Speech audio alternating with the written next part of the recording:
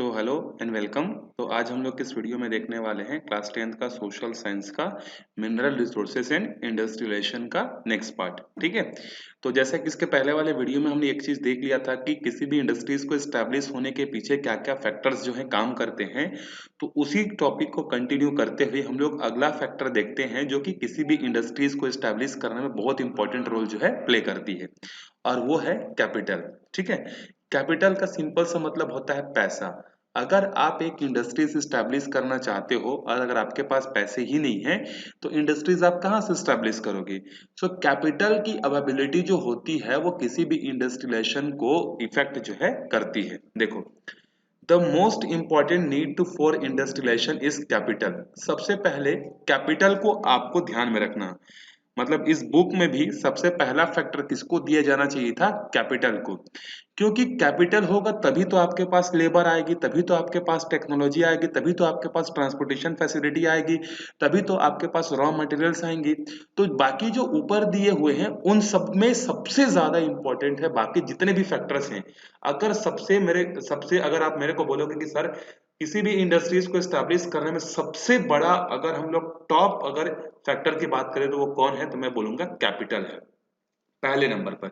अगर आपके पास कैपिटल है आप ट्रांसपोर्टेशन फैसिलिटी कर सकते हो, आप रॉ मटेरियल परचेस कर सकते हो, टेक्नोलॉजी परचेस कर सकते हो, लेबर परचेस कर सकते हो, ये सब चीजें आप कर सकते हो। तो capital is the most important factor by industrialisation. To make available capital many institution need to be established. देखो, अब मनी तो हर किसी के पास इतना ज्यादा होता है नहीं कि वो एक बार में क्या कर सके, इंडस्ट्रीज स्टैब्लिश कर सके। तो हमारे यहाँ गवर्नमेंट ने क्या किया है, मनी को अवेलेबल कराने के लिए यहाँ पर बहुत सारे फैसिलिटीज जो है, बहुत सारे इंस्टीट्यूशन जो है लगाए हैं। जैसे एक तो है शेयर मार्केट, आप लोगों ने सुना होगा शेयर मार्केट के बारे में। ठीक है, जैसे अभी एक मूवी आई थी स्कैम 1992 करके, तो वो किससे रिलेटेड है, आपका शेयर मार्केट से ही रिलेटेड है। उसके बाद है बैंक्स हैं, उसके बाद इंश्योरेंस कंपनीज हैं, are some of the examples. तो अगर आप एक इंडस्ट्रीज ओपन करना चाहते हो, अगर आपके पास पैसे नहीं हैं तो आप शेयर मार्केट से, बैंक से या एनबीएफसी या किसी भी चीज से आप क्या कर सकते हो, पैसा जो है ले सकते हो उधार में, और अपना इंडस्ट्रीज क्या कर सकते हो, एस्टेब्लिश जो है कर सकते हो। These institutions help industrialists to access capital to set up factories। यही जो भी इंडस्ट्रियलिस्ट जो भी अपना फैक्ट्री स्टैब्लिश करना चाहता है उसको ये क्या करती हैं, ये जो इंस्टीट्यूशन है वो उसको हेल्प करती हैं पैसे के मामले में। Institutions such as bank exist so people do not let their wealth in lie idle but invest in the earn profit। मतलब बैंक को स्टैब्लिश करने के पीछे का रीजन क्या है कि गवर्नमेंट ये नहीं चाहती है कि लोग जो है अपना पैसा घरों में ही रखें। अगर आपके पास पैसा है, अगर वो घर ही में है तो वो क्या है, बस स्टॉक के फॉर्म में जमा रहेगा। लेकिन अगर आप उस पैसे को अगर आप बैंक में जमा करते हो तो बैंक से आपको क्या मिलेगा, इंटरेस्ट भी मिलेगा, आपका पैसा सेफ भी रहेगा। उस पैसे का यूज हम लोग किसी को लोन के लिए यूज कर सकते हैं। तो बैंक बना ही इसलिए है कि लोग जो है अपना पैसा घर में रख कर उसको वेस्ट ना करें, बल्कि उसको कहीं पर क्या कर दें, इन्वेस्ट कर दें, जिससे उनको प्रॉफिट मिले और बाकी जो दूसरे लोग जिनको पैसे की जरूरत है उनसे उनको लोन भी दिया जा सके। ठीक है, private capital is invested सोलिली for the purpose of the earning profit.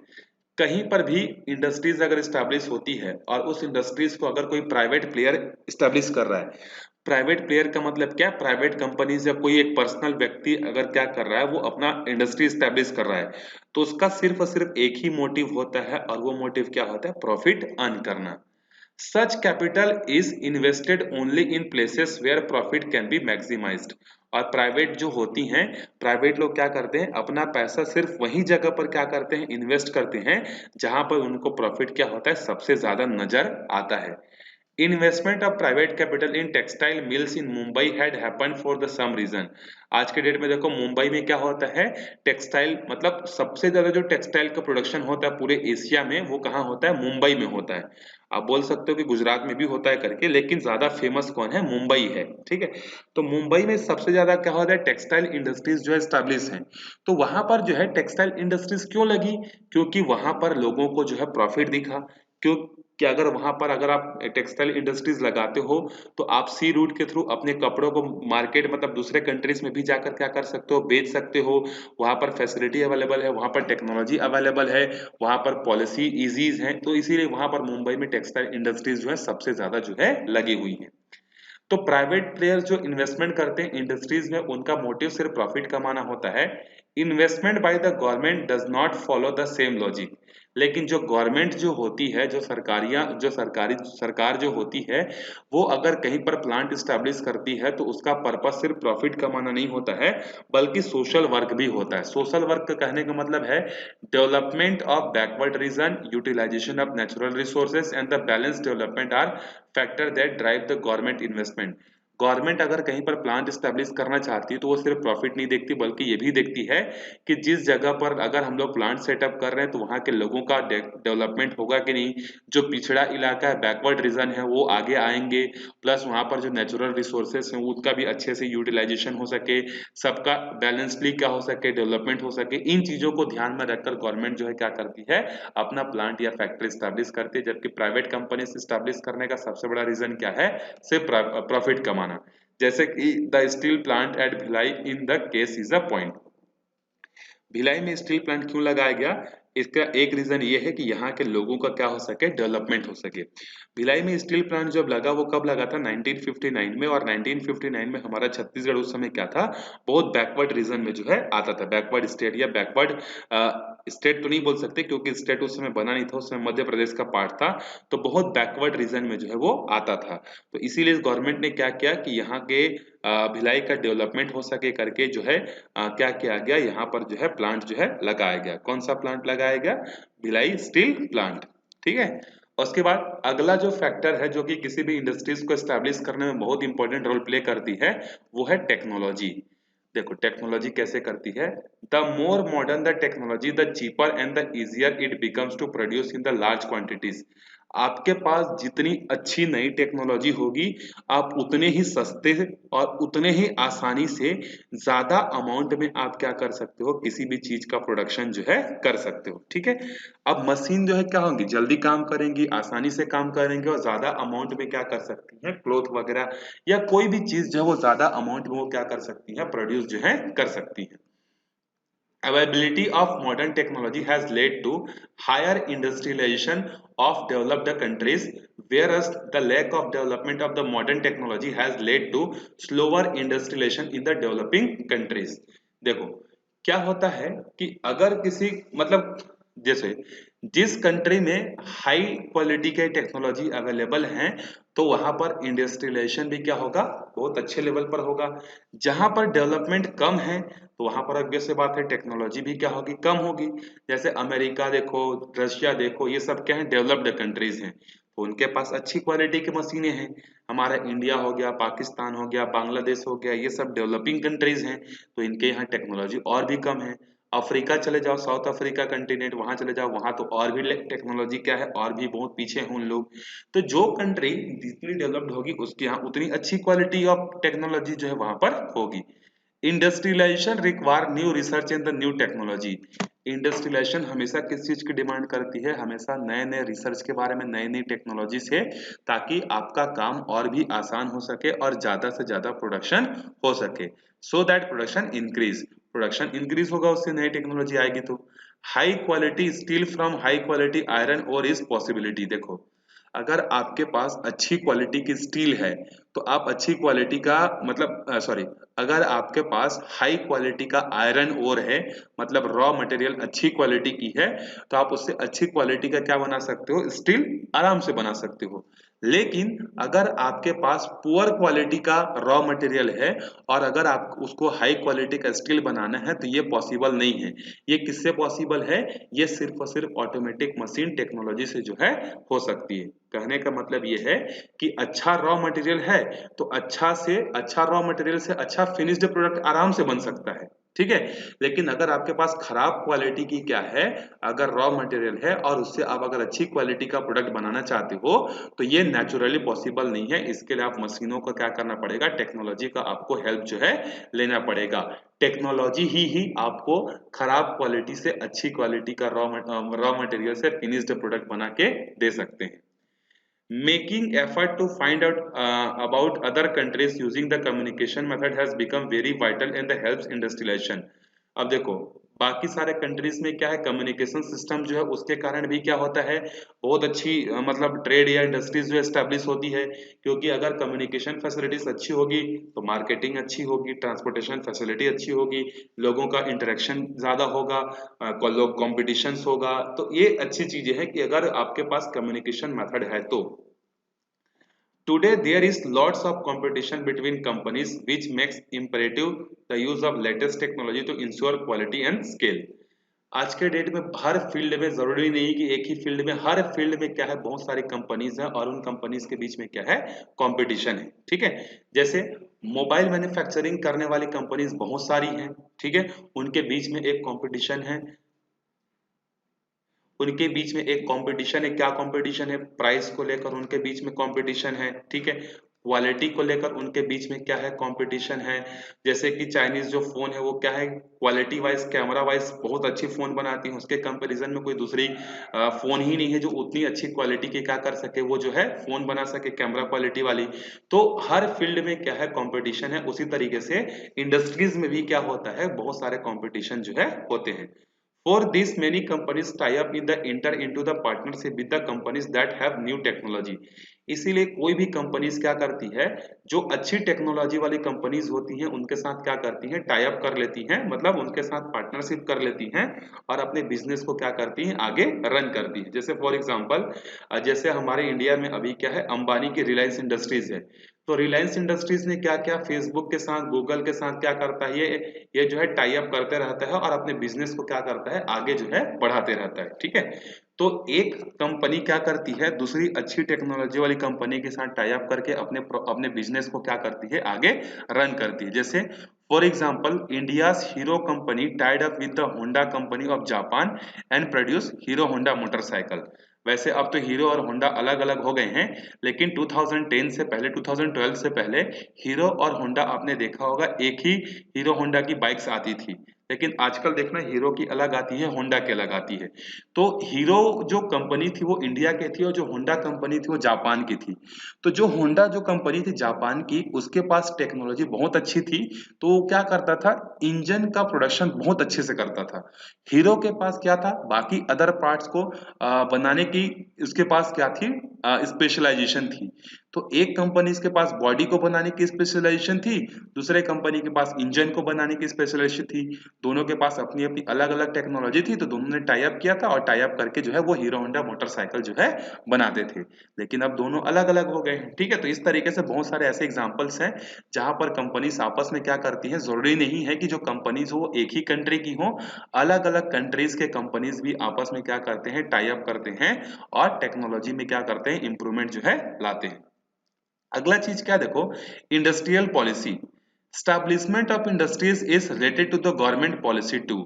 एक और इंपॉर्टेंट फैक्टर है किसी भी इंडस्ट्रीज को एस्टैब्लिश करने के पीछे, वो है जिस जगह पर हम लोग इंडस्ट्रीज एस्टैब्लिश करना चाहते हैं, जिस स्टेट पर या जिस कंट्री पर, वहां की जो इंडस्ट्रियल पॉलिसी है वो कैसी है। क्या वहां पर इंडस्ट्रीज लगाने पर ज्यादा टैक्सेस लग रहे हैं, इंडस्ट्रीज लगाने पर कम टैक्सेस हैं, कि वहां पर जो है रेस्ट्रिक्शन ज्यादा है कि कम है, गवर्नमेंट वहां पर इजीली परमिशन देती है, परमिट देती है ओपन करने की कि नहीं करने की। ये सब फैक्टर्स पर भी क्या करता है, इंडस्ट्रीज का एस्टेब्लिशमेंट जो है इफेक्ट करता है। If the industrial policy does not have liberal, liberal का मतलब होता है इजी, आसान ना हो, terms of industries, industrialist will not choose to set up the industries in that country. अगर किसी कंट्री में अगर कोई इंडस्ट्रियल पॉलिसी बहुत ज्यादा क्या है, बहुत ज्यादा टफ है, बहुत ज्यादा हार्ड है, आसान नहीं है, बहुत डिफिकल्ट है, तो वहां पर कोई भी या कोई स्ट्रिक्ट है, अगर इंडस्ट्रियल पॉलिसी लिबरल ना होकर अगर स्ट्रिक्ट है, तो कोई भी इंडस्ट्रियलिस्ट अपना इंडस्ट्री वहां पर स्टैब्लिश करना नहीं चाहेगा। क्यों? क्योंकि वहां पर बहुत सारे रेस्ट्रिक्शन है, बहुत सारे स्ट्रिक्टनेस है। तो हमेशा इंडस्ट्रियलिस्ट जो है ऐसे जगह पर इन्वेस्ट करते हैं जहां भी इंडस्ट्रियल पॉलिसी कैसी होती है, फ्लेक्सिबल होती है, इजी होती है, where government interference is minimum, और जहां पर गवर्नमेंट का इंटरफेरेंस कम होता है, and where basic facilities such as labour, electricity and transport is organised. तो हमेशा कोई भी इंडस्ट्रियलिस्ट इंडस्ट्रियल पॉलिसी को देखता है, लेबर फैसिलिटी को देखता है, इलेक्ट्रिसिटी अवेलेबल है कि नहीं, ट्रांसपोर्टेशन फैसिलिटी को देखता है, और फिर अपना इंडस्ट्रीज वहां पर क्या करता है, सेटअप जो है करता है। अब आगे देखो, impact of new industrial policy. जब पूरे वर्ल्ड पे नई इंडस्ट्रियल पॉलिसी आई तो उसके कारण से क्या क्या चेंजेस हुआ। तो आपको मैंने पहले ही बताया था कि 1990 से पहले 1990 से पहले कि दुनिया की जितनी भी जो मार्केट थी वो कैसी थी, एक ही कंट्री में ट्रेड होता था, क्लोज्ड थी। मतलब इंडिया में अगर कोई सामान मैन्युफैक्चर हो रहा तो इंडिया में ही क्या होगा, वो इंडिया में ही सेल होगा, बाहर किसी कंट्री में नहीं जाएगा, या बाहर की कंट्री का कोई सामान जो है इंडिया में जो है नहीं आएगा। मोस्टली उस समय ये चलता था। लेकिन जैसे ही इंडस्ट्रियलाइजेशन हुआ, लिबरलाइजेशन हुआ, ग्लोबलाइजेशन हुआ, तो ग्लोबलाइजेशन के कारण से क्या हुआ, पूरी दुनिया का जो मार्केट है वो सब लोगों के लिए क्या हो गया, ओपन हो गया। मतलब अगर आपके पास कोई प्रोडक्ट है, अगर आप उसको जापान में बेचना चाहते हो तो आप बड़े आराम से अब बेच सकते हो, लेकिन 1990 से पहले इतना आसान नहीं था। तो उसने भी किस तरीके से इंडस्ट्रियल पॉलिसी को इफेक्ट किया उसको देखते हैं। तो सबसे पहला है liberalisation. Liberalization means making easy the rules and the processes and the reducing license and the permits. Liberalisation का मतलब ये होता है कि अगर कोई भी इंडस्ट्रीज अगर आपके पास आती है किसी गवर्नमेंट के पास और बोलती है कि मैं आपके कंट्री में एक नया इंडस्ट्रीज लगाना चाहता हूँ, मेरे को परमिशन दो।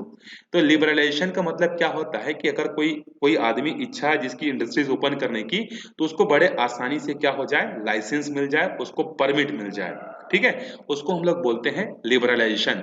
अब जैसे फ्रांस की कोई कंपनी है जो कि इंडिया में आकर कुछ मैन्युफैक्चरिंग करना चाहती है, तो वो सबसे पहले यहाँ के गवर्नमेंट से बात करेगी कि हम रशिया फ्रांस के हैं, हम आपके कंट्री में ये मैन्युफैक्चरिंग करना चाहते हैं। तो लिबरलाइजेशन का मतलब क्या है कि अगर कोई बाहर की कंट्री किसी दूसरे कंट्री पर आकर अगर कोई मैन्युफैक्चरिंग करना चाहती है, कोई प्लांट स्टैब्लिश करना चाहती है, तो उसको कितनी आसानी से लाइसेंस मिलता है। So that foreign companies set up factories in India using new technology। अगर लिबरलाइजेशन होगा तो गवर्नमेंट मतलब जो फॉरेन कंट्रीज हैं वो हमारे इंडिया में आएंगी, और जब वो आएंगे तो अपने साथ नई नई टेक्नोलॉजी लेकर आएंगी। ठीक है, this step was taken to boost industrial development in the seventh 5 year plan। It further promote in the eighth 5 year plan। देखो 5 ईयर प्लान क्या होता है, जब हमारा इंडिया इंडिपेंडेंट हुआ था तो 1951 से जो है गवर्नमेंट ने क्या किया, 5-5 साल का टारगेट रखा कि हम लोग 5 साल में हमारे कंट्री में इस चीज पर फोकस करेंगे, हम लोग इस चीज पर फोकस करेंगे करके उसको 5 ईयर प्लान बोलते हैं।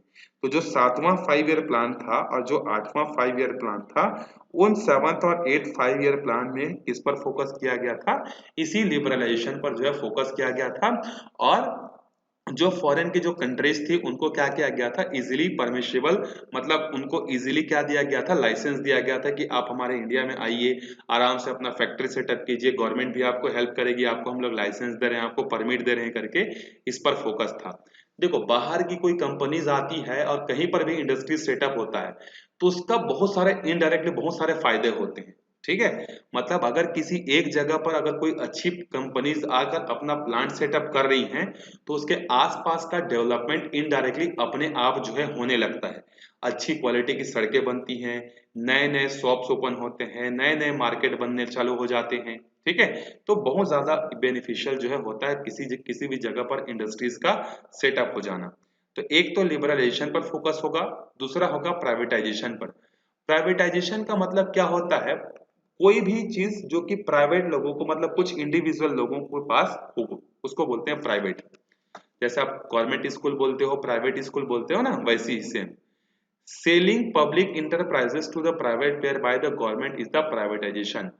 अगर कोई सरकार अपनी सामान मतलब सरकारी चीज को अगर किसी प्राइवेट प्लेयर्स को अगर बेच रही है तो उसको हम लोग क्या बोलेंगे कि यहाँ पर क्या हो रहा है, गवर्नमेंट जो है प्राइवेटाइजेशन जो है कर रही है। ठीक है, because of declining profit of the public sector in the last few years, demand across the increase in the share of the private players as also to close down public enterprises chronically in loss। जो government की जो companies होती हैं, government की companies क्या होती हैं, ज्यादा अच्छा परफॉर्म नहीं करती हैं तो वो हमेशा क्या रहती हैं, लॉस में रहती हैं। तो गवर्नमेंट क्या चाहती है कि जो सेक्टर हमारा लॉस में चल रहा है क्यों ना उसको हम लोग क्या कर दिया जाए, प्राइवेटाइजेशन कर दिया जाए। क्योंकि अगर हम लोग प्राइवेटाइजेशन कर देंगे तो वो क्या करेगा, कोई दूसरा आदमी उस पर पैसा लगाकर उसको परचेस करेगा और उस प्रॉफिट उस बिजनेस को आगे क्या करेगा, रन करेगा। जैसे जैसे अभी रेलवे, जो रेलवे है, रेलवे अभी क्या है, गवर्नमेंट सेक्टर में आते हैं, मतलब उस पर पूरा का पूरा कंट्रोल किस पर है, किसका है, गवर्नमेंट का है। लेकिन रेलवे को अब सरकार क्या बोल रही है आज के डेट में कि इसको हम लोग क्या करेंगे, प्राइवेटाइजेशन करेंगे। प्राइवेटाइजेशन का मतलब क्या है कि अब सिर्फ और सिर्फ सरकार की ट्रेन नहीं चलेगी, अब किसकी बस चलेगी, मतलब किसकी ट्रेन चलेगी, अब प्राइवेट लोगों की भी ट्रेन जो है चलेगी। इससे क्या फायदा होगा, तो इससे स्टैंडर्ड जो है सुधरेगा। जैसे आप देखोगे जो प्राइवेट बस जो होते हैं या प्राइवेट हॉस्पिटल ही देख लो, जो प्राइवेट हॉस्पिटल होते हैं, प्राइवेट स्कूल होते हैं, वो कितना अच्छा नीट और क्लीन होते हैं। जो गवर्नमेंट हॉस्पिटल जो होते हैं उसके कंपैरिजन में क्या होता है, ज्यादा नीट और क्लीन जो है नहीं होता है, बेटर फैसिलिटी अवेलेबल नहीं होती है। तो प्राइवेटाइजेशन करने का मतलब ये होता है कि फैसिलिटीज को इम्प्रूव करना, चीजों को सुधारना, ठीक है। To resolve the constant problem in the public sector enterprises, government adopted the policy of disinvestment for the public sector. सरकार को लगातार अपनी प्राइवेट मतलब गवर्नमेंट सेक्टर्स में बहुत सारे सेक्टर्स पर क्या हो रहा है, लॉस हो रहा है। तो गवर्नमेंट ऐसे सेक्टर्स को क्या करती है, पॉइंट आउट करती है जिस सेक्टर पर सरकार को लॉस हो रहा है, और उसको वो क्या करती है, डिसइन्वेस्टमेंट करती है। डिसइन्वेस्टमेंट का मतलब क्या होता है, जो पहले चीज सरकार के पास थी अब उसको वो क्या करेगा, प्राइवेट लोगों को दे देगा और बोलेगा कि आप इसका देखरेख करो करके।